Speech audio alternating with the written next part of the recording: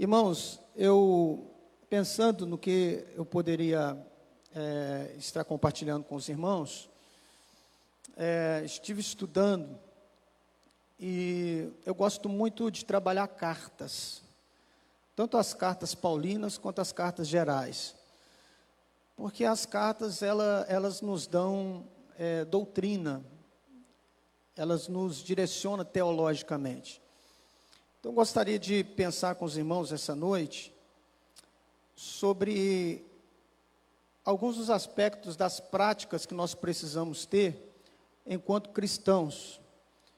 E eu vou me utilizar da carta de Paulo aos Filipenses. Eu vou estar lendo na versão NVI.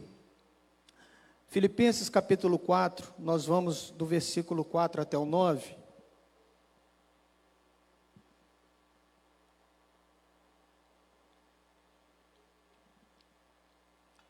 Hoje eu fui acometido de uma dor de cabeça muito forte, eu tive que tomar 2 dipirona para vir. Então, graças a Deus estamos aqui e sem dor. Glória a Deus por isso. Filipenses capítulo 4, do versículo 4 ao versículo 9. Eu vou estar brevemente expondo esse texto para os irmãos. E antes da leitura, enquanto você vai abrindo o seu aplicativo ou a sua Bíblia aí, eu gostaria de, nessa parte introdutória, situar melhor o contexto da carta. A carta é uma carta de Paulo. Provavelmente Paulo estava preso. A maioria das cartas de Paulo foram cartas de prisão. Paulo então estava preso, foi preso em uma das suas viagens missionárias, provavelmente da primeira para a segunda. E a carta, irmãos, de Filipenses, ela tem um teor diferente das outras cartas de Paulo. A carta de Filipenses é uma carta alegre. Paulo, ele está alegre. Mesmo preso, ele está alegre. Então, é uma carta que ela tem esse teor de alegria. Nós vamos ver Paulo estimulando os irmãos ali em Filipos, muitas das vezes, com as seguintes orientações: regozijai-vos sempre, alegrai-vos no Senhor. Há também uma questão na carta, em que Paulo, ele cheio de gratidão, ele se direciona aos irmãos de Filipos com esta ideia, ou com este ideal. Paulo, ele escreve a carta com a intenção de agradecer aos irmãos, o coração grato pela ajuda que esses irmãos estavam dando a ele no ministério, principalmente a ajuda financeira. Foi esta igreja que ajudou Paulo em algumas das suas viagens a custear. Eu vi aqui a irmã falando sobre missões. Então, esta igreja foi uma igreja que ajudou Paulo em muitos dos seus embates missionários. Então, Paulo, ele escreve também essa carta para agradecer esses irmãos. E também para estar exortando, estimulando esses irmãos, porque esta igreja, ela tinha 2 problemas. Eram 2 problemas perigosos, graves, e esses problemas estavam afligindo aquela igreja e poderia afligir ainda mais aquela igreja. Um problema interno, que era desunião. Paulo vai tratar um pouco disso nessa carta. Havia muita desunião no seio daquela igreja, por vaidade, por discórdia, por pensamentos contraditórios. E havia também um outro perigo. Assim como em outros locais da Ásia Menor, esta igreja estava sofrendo também com heresia. Não uma heresia surgida dentro da igreja, mas que vinha de fora para dentro, trazida por falsos mestres. Então, falsos mestres estavam propagando heresias, falsos ensinos, e o temor de Paulo é que essa igreja, uma boa igreja, uma igreja missionária, pudesse ser contaminado com esses falsos ensinos. Então, a situação, o contexto dessa carta, ele se dá da forma como eu expus para os irmãos. Vamos para a leitura? Filipenses capítulo 4, a partir do versículo 4, diz assim: alegrem-se sempre no Senhor. Novamente direi, alegrem-se. Seja a amabilidade de vocês conhecida por todos. Perto está o Senhor. Não andem ansiosos por coisa alguma, mas em tudo, pela oração e súplicas, e com ação de graças, apresentem seus pedidos a Deus, e a paz de Deus, que excede todo o entendimento, guardará os seus corações e as suas mentes em Cristo Jesus. Finalmente, irmãos, tudo que for verdadeiro, tudo que for nobre, tudo que for correto, tudo que for puro, tudo que for amável, tudo que for de boa fama, se houver algo de excelente ou digno de louvor, pensem nessas coisas. Tudo que vocês aprenderam, receberam, ouviram e viram em mim, ponham-no em prática, e o Deus da paz estará com vocês. Amém? Vamos orar. Senhor, nós lemos a Tua palavra, e agora pedimos para que o Teu Espírito ilumine a nossa mente, o nosso coração, para que possamos entender a Tua palavra. Use por misericórdia e graça a minha vida, e que eu seja um instrumento nas Tuas mãos, Pai.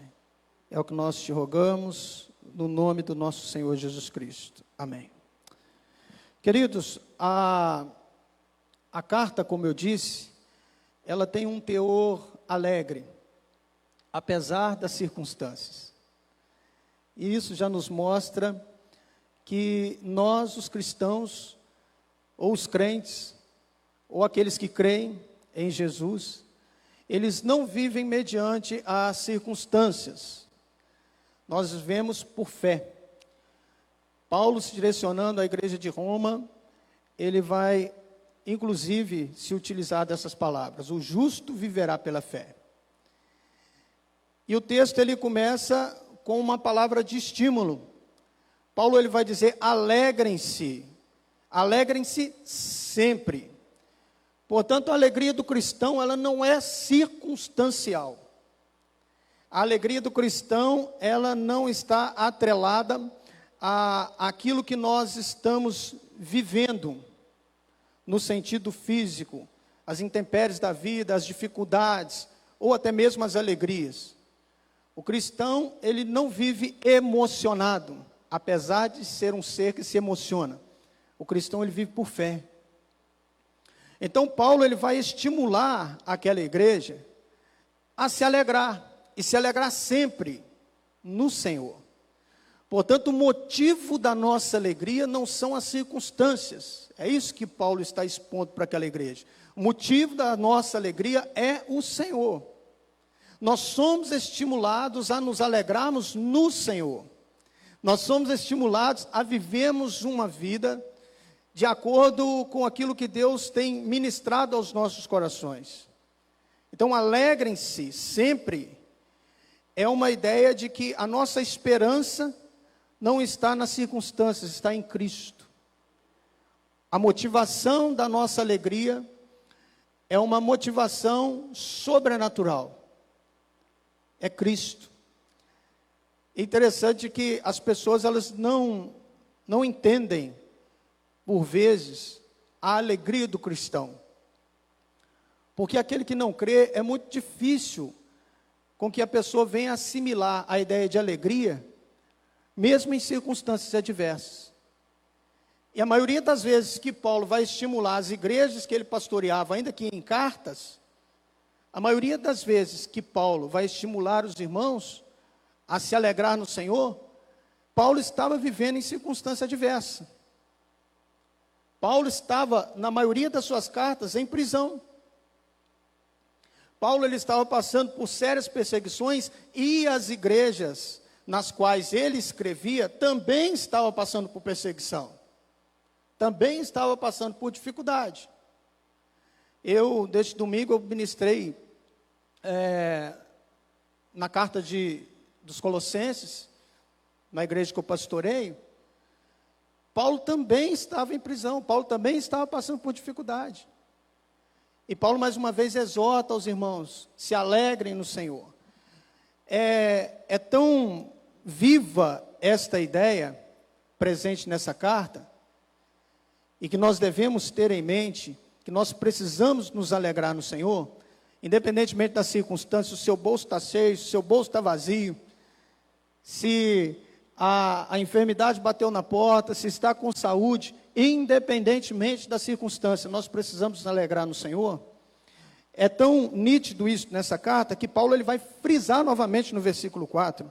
Novamente direi, alegrem-se. Ou seja, Paulo dá ênfase, além de estimular os irmãos a se alegrar no Senhor, Paulo ele vai dizer, novamente eu direi, alegrem-se. Alegrem-se. Nós, portanto, queridos, nós temos motivos para nos alegrar. E a motivação da nossa alegria é o Senhor. Quando nós olhamos para as circunstâncias, sobretudo as adversas, nós não temos motivo para nos alegrar. Eu estive até brincando na igreja nesse domingo, e eu disse que os irmãos deveriam agradecer ao Senhor, se alegrar no Senhor, porque os irmãos que enxergam sem óculos, já tem motivo para se alegrar no Senhor. Eu, por exemplo, vou ter que trocar a lente dos meus óculos. Só a lente, só as lentes, no caso, ficam em torno de R$1.000. Porque eu tenho 9 graus. Então, aquele que enxerga de graça, ele já tem motivo para se alegrar no Senhor. Mas eu também tenho motivo para me alegrar no Senhor. Porque um dia Deus usou alguém para criar uma lente que pudesse me proporcionar ter uma visão assim como eu tinha antes de usar óculos. Nós estamos acompanhando um caso de um irmão da igreja, que ele, quando passou ali dos 40 anos, ele foi acometido de uma diabetes tipo 1. Num estalo. O pâncreas dele simplesmente parou de funcionar. E aí nós poderíamos dizer assim, mas qual alegria, qual entusiasmo que esse irmão agora tem para se alegrar no Senhor? Ele está com a diabetes, mas ele precisa se alegrar no Senhor porque ele está com vida, e Deus um dia usou alguém para criar insulina, que ele toma todo dia, e que faz com que ele permaneça vivo, porque senão ele estaria morto. Então, queridos, independentemente das circunstâncias, nós precisamos focar o nosso olhar no Senhor e trazer a ideia de que a nossa alegria, a motivação da nossa alegria é o Senhor. É aquilo que Ele nos proporciona viver. Paulo ele vai dizer, eu aprendi a estar contente em qualquer situação. Tudo posso naquele que me fortalece. Amém? O versículo 5, Paulo ele vai trazer uma instrução a esses irmãos, dizendo que a amabilidade daqueles irmãos deveria ser conhecida por todos, porque perto está o Senhor. O verso 5 diz assim, seja a amabilidade de vocês conhecida por todos, perto está o Senhor. Queridos, o nosso amor deve ser conhecido por todos. Se a alegria é uma característica presente na vida do cristão, o amor é uma outra característica que deve ser presente na vida do cristão. Não existe cristianismo sem amor. O que levou o nosso Senhor para a cruz foi o amor por mim, o amor por você. Jesus ele disse que os seus discípulos seriam reconhecidos pelo amor. Jesus ele não disse que os discípulos seriam reconhecidos por outra característica senão o amor. E é interessante quando nós falamos de amor, e Paulo vai dizer aqui que a amabilidade de vocês deve ser conhecida por todos, no caso, os irmãos que estavam ali em Filipos, e isso é extensivo a nós. É interessante nós pensarmos nisso, porque o que vai caracterizar o final dos tempos, antes da vinda de Cristo, e talvez a principal característica, o que vai nos mostrar que de fato Cristo está prestes a vir, é a falta de amor. Jesus ele disse que por aumentar a iniquidade, o amor de muitos iria se esfriar. O amor de muitos iria se esfriar. Tirando o Darcy aqui, quem tomou café aqui hoje? Todo mundo tomou um cafezinho? O Darcy com certeza, né?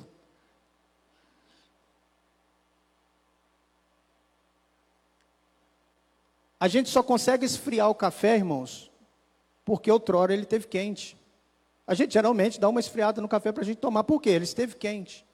Então, quando Jesus ele disse que o amor de muitos iria se esfriar, é porque outrora esteve quente. Nós não esfriamos aquilo que outrora não esteve quente, amém? Então, a ideia do texto, quando Jesus disse que o amor de muitos iriam se esfriar, é que este amor é o amor que a igreja, e somente a igreja tem condição de viver. Que é o amor ágape, é o amor de Deus derramado dos nossos corações. Então, este amor que vai se esfriar, é o amor no seio da igreja, é de dentro para fora. Jesus não está falando das pessoas que ainda não fizeram uma aliança com Ele, que nós popularmente chamamos do mundo. Jesus está falando da igreja, que o amor de muitos iria se esfriar. Porque a única comunidade que tem condição de viver esse amor é a igreja. Porque o amor de Deus é derramado dos nossos corações. E é interessante nós pensarmos nisso. E aqui, já pegando o gancho para o texto, falando de amabilidade, que este amor que Paulo aqui se refere, é um amor que ele nos dá a ideia de demonstrarmos este amor para aqueles que teoricamente não merecem esse amor. O termo que Paulo usa aqui no grego é epikeia, que significa sermos misericordiosos, graciosos com aqueles que deveriam ser punidos. Foi exatamente isso que Deus fez por nós. Nós merecíamos ser punidos pelos nossos pecados, mas Deus nos amou. E Cristo se fez justiça por nós. Ele morreu na cruz pelos nossos pecados, justamente porque Ele nos amou. Ele não nos tratou da forma como nós merecíamos ser tratados. Ele nos tratou com amor. Então a ideia no texto que Paulo traz é a mesma ideia, que a nossa amabilidade, a forma como nós devemos demandar esse amor para com as pessoas, é justamente não pagar às pessoas aquilo que teoricamente as pessoas merecem receber, no caso de punição. Um exemplo bíblico, talvez, para elucidar para os irmãos, a ideia da mulher que seria apedrejada por ter sido flagrada em adultério. Os religiosos pegaram pedras para tampar aquela mulher e Jesus absolve aquela mulher. Jesus julga ela, absolvendo aquela mulher. Ou seja, Jesus não deu àquela mulher o que a lei dizia que ela merecia receber. Jesus agiu com misericórdia, com graça e com amor. Portanto, irmãos, as nossas atitudes, elas devem ser direcionadas pelo amor. O que nos une, o vínculo que nos cola, que nos faz ser um, é o amor. Pelo amor eu suporto, eu dou suporte ao meu irmão. Pelo amor que eu tenho pela igreja do Senhor, Deus me capacita a lidar com pessoas difíceis. Pelo amor que eu sinto pela igreja do Senhor e pelo meu irmão e pelo meu próximo, que ainda não se converteu, eu suporto. Eu ajo com misericórdia. Eu sou gracioso. Eu não pago mal com mal, eu pago mal com bem. Eu não devolvo aquilo que, ou aquele que me feriu. Eu costumo dizer lá na igreja que nós damos daquilo que temos, amém? Então, se nós temos Jesus, nós precisamos dar Jesus para as pessoas. Nós somos caracterizados pelo amor. A característica principal da igreja do Senhor é o amor. Jesus, ele disse que os discípulos seriam reconhecidos como discípulos dele, porque eles amam. Que a amabilidade de vocês seja, conhecida por todos, porque perto está o Senhor. Paulo aponta para a vinda de Cristo já naquela época. Perto está o Senhor é um termo que nos remete à ideia de que Cristo está voltando. Já naquela época, os discípulos primeiros tinham esta ideia. Nós precisamos viver o amor porque Cristo está voltando. Perto está o Senhor. Vou voltar no texto que Jesus nos ensinou. Por aumentar a iniquidade, o amor de muitos iriam se esfriar. Mas o texto continua. Jesus ele disse: mas aquele que perseverar até o fim, este será salvo. Perseverar é perseverar no amor. No contexto é perseverar no amor. Aquele que perseverar até o fim será salvo. Perseverar amando. Paulo ainda vai instruir, queridos, com relação à vida. E aqui são muitas instruções. No versículo 6 ele vai dizer: não andem ansiosos por coisa alguma.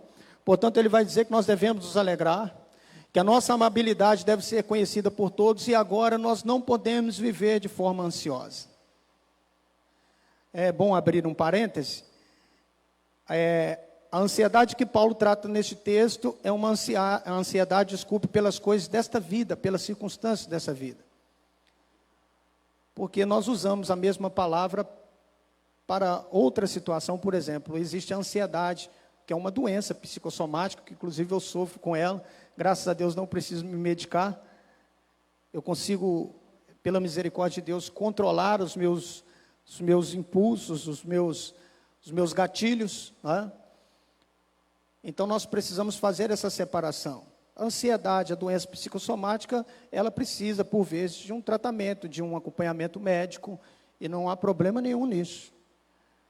O que Paulo está tratando aqui com relação à ansiedade, é a ansiedade pelas coisas desta vida. É você pensar que você tem o controle da sua própria vida, e tentar tomar as rédeas da sua vida nas suas mãos. É isso. É deixar de confiar no Senhor. É a dúvida. É a falta de fé. Agora, para ambos os problemas, seja a ansiedade pelas circunstâncias dessa vida, ou seja a ansiedade, a doença psicossomática, Jesus, ele tem uma solução para ambas. E nós precisamos entender, queridos, e é interessante nós pensarmos nisso, que o Senhor das nossas vidas não são as nossas emoções. O Senhor das nossas vidas não são as circunstâncias. O Senhor das nossas vidas chama-se Jesus Cristo. Não é a depressão, não é a ansiedade, não são as nossas emoções, e não são as nossas inseguranças e medos.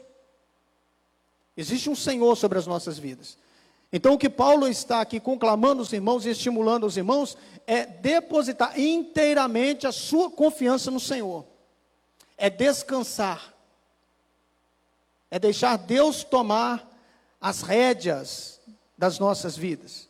É deixar Deus tomar o remo da nossa embarcação. É deixar Deus tomar as decisões por nós. Enquanto eu oro, me consagro e me coloco à disposição dele. Preste atenção. Não andem ansiosos.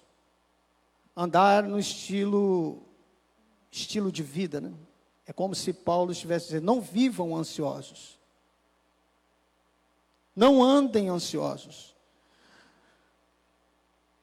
Confiar em Deus. Confiar é descansar.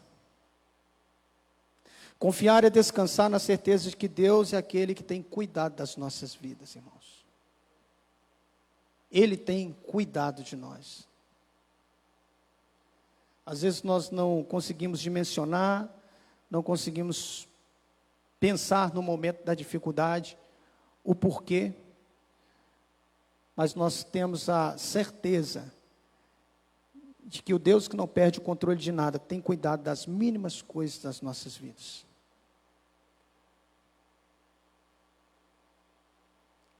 Se a ansiedade tem tomado conta do seu coração, se os problemas, as dificuldades têm tomado conta do seu coração, faça como salmista. Pregue para você mesmo.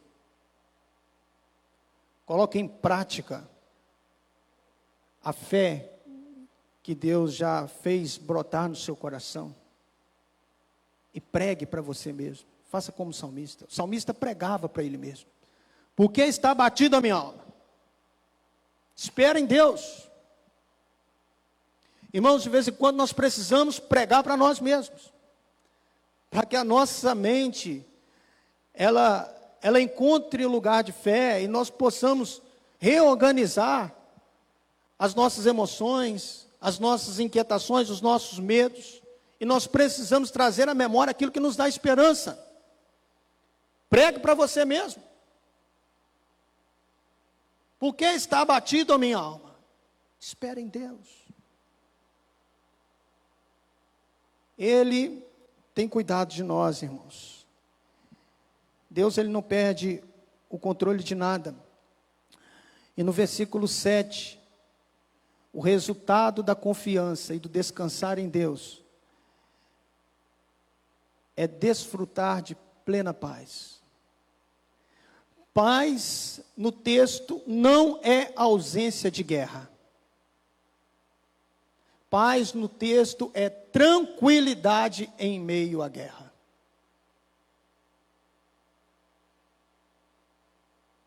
Paz, no texto, a paz que Deus derrama nos nossos corações, não é ausência de guerra, é a tranquilidade em meio à guerra. Paulo, escrevendo aos Colossenses, Paulo estava prestes a ter a sua cabeça decepada por uma guilhotina. Ele já estava sentenciado, ele estava numa prisão, e a qualquer momento o carcereiro poderia pegar pelos seus braços e levar ele para a guilhotina, para que o seu corpo fosse separado da sua cabeça. Historicamente foi assim que ele morreu. E Paulo, escrevendo aos Colossenses, Paulo ele vai dizer assim: sejam perseverantes e tenham paciência com alegria. Sejam perseverantes e tenham paciência com alegria. Paulo, escrevendo aos Colossenses, a perseverança, o texto no grego, a ideia de perseverança, é a capacidade que Deus nos dá para lidar com as circunstâncias difíceis. E não somente lidar com as circunstâncias difíceis, mas superá-las, triunfar sobre elas. E neste texto aos Colossenses, Paulo, estimulando a igreja, a paciência que Paulo usa no original grego é a ideia da capacidade que Deus nos dá para lidar com pessoas difíceis. Portanto, perseverança e paciência com alegria. E sabe onde que Paulo estava? Prestes a morrer, para ter a sua cabeça separada do seu corpo, sentenciado à morte. E Paulo vai escrever para os irmãos que estavam em Colossos dessa maneira: sejam perseverantes e pacientes, não parem. As circunstâncias adversas, elas vão vir, mas não parem, continue caminhando. Tenham paciência com aqueles que são difíceis de lidar. Façam isso com alegria. Irmãos, que maturidade. Nós precisamos, como cristãos, chegar nesse nível de maturidade, poder viver isso. E nós podemos viver isso porque Deus nos capacita a viver isso. Se nós nos dobrarmos diante de Deus, colocarmos as nossas inquietações, os nossos medos, as nossas dificuldades, Ele tem cuidado de nós e Ele vai nos fazer triunfar sobre as adversidades. Se não nessa vida, ainda aqui na eternidade, porque é para lá que nós estamos indo. Aqui tudo é passageiro, tudo é transitório. Nós estamos sendo preparados, é para a eternidade. Aqui vai passar.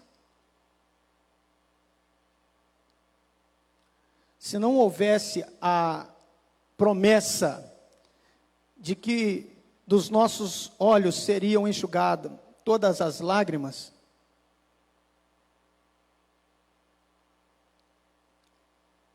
aí nós poderíamos nos desesperar.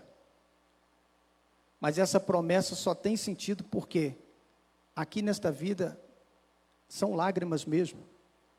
E por isso faz tanto sentido a promessa, que Ele enxugará dos nossos olhos toda lágrima. Porque aqui é lágrima mesmo, irmãos. E não teria sentido essa promessa se não tivesse lágrimas. Então nosso coração precisa se encher de esperança, amém? A paz paz de Deus guardará os nossos corações quando nós descansamos nele. E no final deste texto, Paulo ele faz aqui como se fosse uma síntese, um resumo de tudo aquilo que os irmãos precisariam viver, e isso serve para nós, deve ser extensivo a nós. E aqui rapidamente eu gostaria de listar todas essas práticas que nós, enquanto cristãos, precisamos ter e viver. Paulo, então, ele vai falar que nós devemos viver uma vida alegre.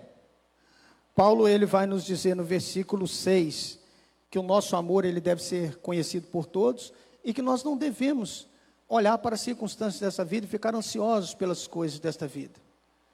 E aí Paulo vai dizer como que deve ser o nosso proceder para com a sociedade, para com os irmãos, as práticas que nós devemos ter enquanto cristãos. Então, no versículo 8, Paulo ele faz aqui uma lista, e eu vou rapidamente trabalhar ela com os irmãos. Paulo ele vai dizer, finalmente, irmãos, ele já estava se direcionando para o final da sua carta, finalmente, irmãos, tudo que for verdadeiro, tudo que for verdadeiro, a verdade faz parte da vida do cristão. Não existe cristianismo mentiroso. Ou é cristão, ou não é cristão. Não existe cristão mentiroso. Ele pode até se intitular, mas a ideia de cristão é aqueles que têm comunhão com Cristo, é aqueles que se identificam com Cristo. E se Jesus é o caminho, a verdade e a vida, nós não somos do grupo da fake news, nós não somos do grupo da mentira. Então não compactua, não há, é como água e óleo. O cristão, ou ele é cristão, ou ele não é cristão. Não existe cristão mentiroso. Igual o IBGE está tentando nos fazer acreditar a goela abaixo, né? Que agora o IBGE, ele chega para fazer um censo na sua casa e ele pergunta, você é cristão? Aí a pessoa diz, eu sou. Aí ele te pergunta de qual igreja, né? Aí você diz, se você não ele vai perguntar, mas você já frequentou alguma igreja? Não, eu creio em Deus. Então você é um cristão não praticante. Não existe cristão não praticante, ele não é cristão, queridos, porque um cristão, a ideia da palavra cristão é aqueles que se identificam com Cristo, não somente na questão teológica, mas sobretudo na prática.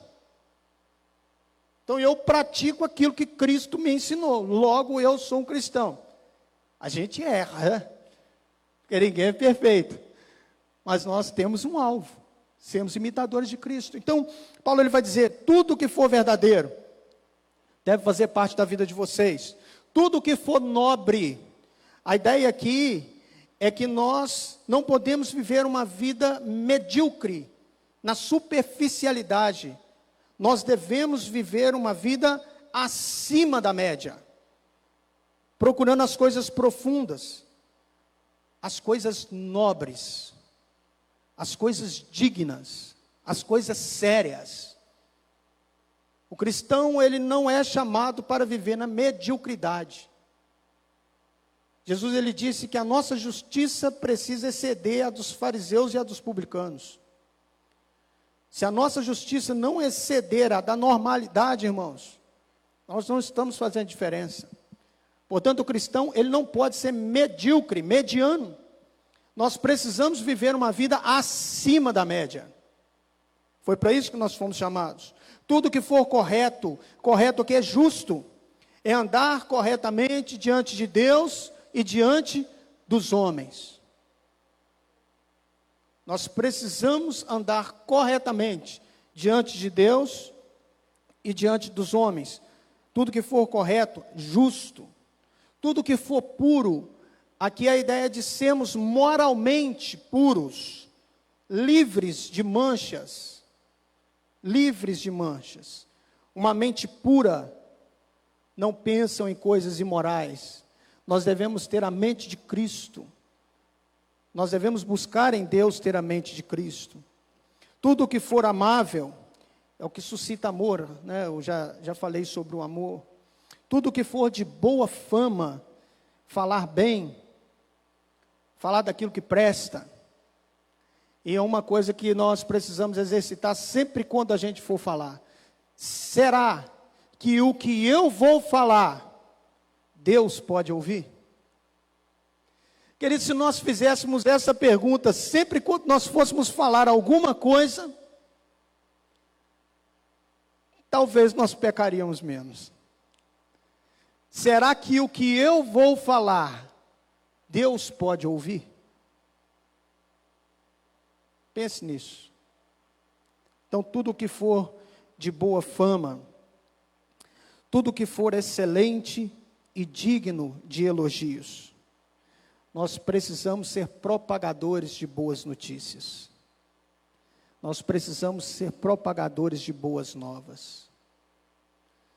Nós já temos o diabo, e muita gente que serve o diabo, para serem propagadores de más notícias, de notícias ruins, mentirosas. Nós precisamos ser propagadores de boas novas.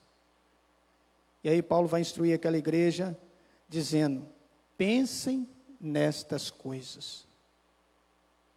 E eu quero terminar, irmãos,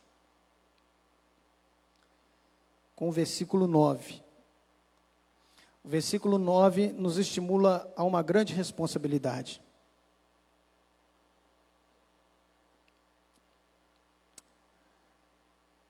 Eu penso que nós temos uma grande responsabilidade de sermos uma referência positiva, um bom testemunho, um bom exemplo para aqueles que nos observam. Eu estou com uma filha, né, ela fez agora, dia 4 de janeiro, 2 anos, a Elisa. E a Elisa tem me feito refletir e pensar que, por vezes, nós não nos damos conta de como as pessoas nos observam. Existem coisas que eu faço no meu dia a dia, trejeitos, que a Elisa me imita e que eu não me atentava que eu fazia isso. Hoje mesmo, por exemplo, eu fiz alguma coisa, eu cocei a orelha, eu não lembro o que foi, ela estava almoçando, ela virou para a mamãe, papai. São coisas que passam desapercebidas. E o que eu quero dizer com isso? Que há sobre nós uma responsabilidade muito grande, enquanto cristãos, de ser uma boa referência para as pessoas, porque, embora talvez nós não percebamos, as pessoas estão nos observando. As pessoas estão nos vendo, as pessoas estão percebendo o nosso proceder. E aqui eu não estou falando de perfeição, irmãos. Todos nós somos pecadores, redimidos pelo sangue do Cordeiro, e ainda estamos na imperfeição, e esta carne, ela se inclina mesmo para o pecado, e nós, por vezes, erramos o alvo. E nós pecamos toda semana. Agora, nós não podemos ter prazer nisso, nós devemos lutar contra isso. E sermos uma boa referência, de sermos um bom testemunho, de bons cristãos, para que as pessoas possam observar as nossas vidas, e sermos referência para que as pessoas possam servir a Deus como nós servimos. E o verso 9, Paulo, ele vai trazer uma responsabilidade para ele, mas também vai nos encher de responsabilidade. Ele vai dizer assim para aqueles irmãos, tudo que vocês aprenderam, receberam, ouviram e viram em mim, ponham-no em prática. E viram em mim.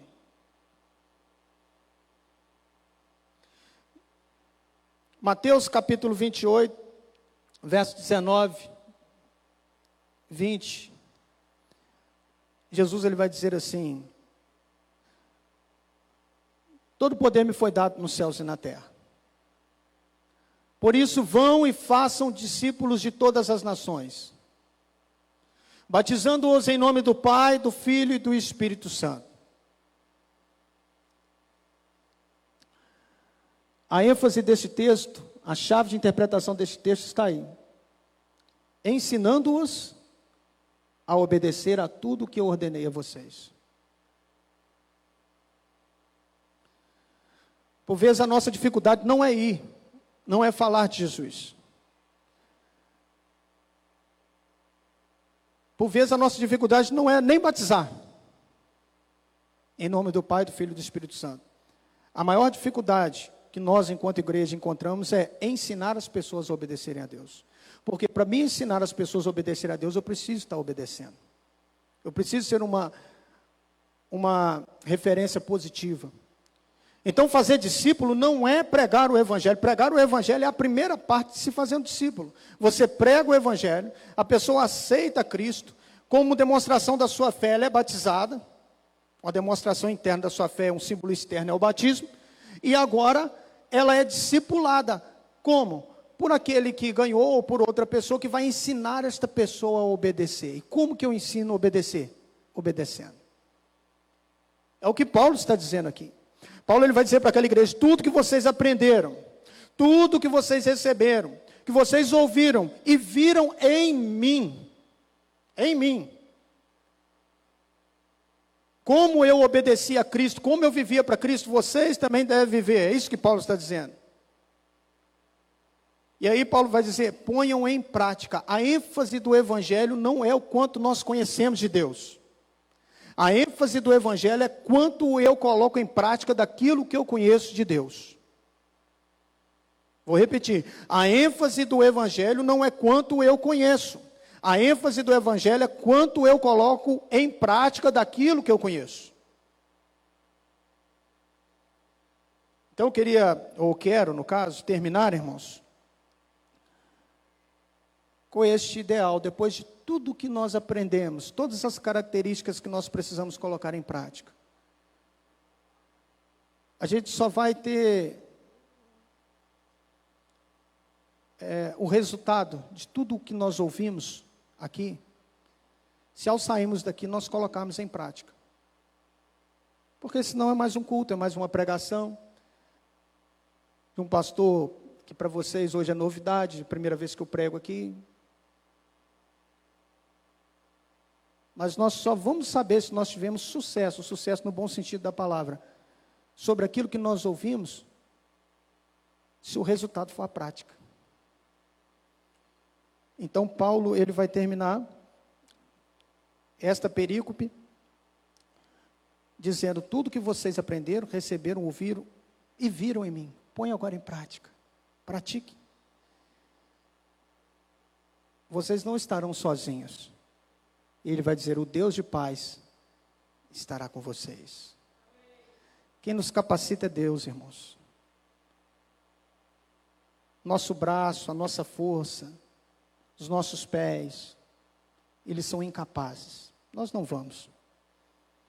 Mas quando Deus é de fato o Senhor das nossas vidas, e nós nos colocamos à disposição para servi-lo, e ter Deus de fato como Senhor das nossas vidas, Ele nos capacita a viver para Ele, para a glória dEle. Amém? Que Deus abençoe a sua vida, te dê discernimento e continue suprindo as necessidades da sua vida, da sua família e desta igreja. Vamos orar brevemente? Senhor, no nome de Jesus, nós te agradecemos, Pai, por esta noite. Obrigado por tua palavra, Senhor, que é viva e eficaz. Ela é mais penetrante do que qualquer espada de dois gumes. Ela é apta para nos dar discernimento e para medir as intenções do nosso coração. Pai, eu peço que o Senhor continue falando, ministrando aos nossos corações, daqueles que estão nos ouvindo na internet, daqueles que estão presentes, que o Senhor esteja nos fazendo viver o Evangelho, praticar a sã doutrina, viver imitando a Cristo, sendo amáveis, que sejamos verdadeiros, que o nosso linguajar seja um linguajar sadio, e que a tua glória venha resplandecer sobre nós, e que o Deus invisível seja visível através das nossas práticas. É a oração que nós fazemos, Pai, por amor de Cristo nosso Senhor. Amém e amém. Amém. Deus abençoe, irmãos. Obrigado pela paciência em nos ouvir. Obrigado pelo convite. Que Deus continue abençoando a igreja. Um abraço para todos. Deus abençoe.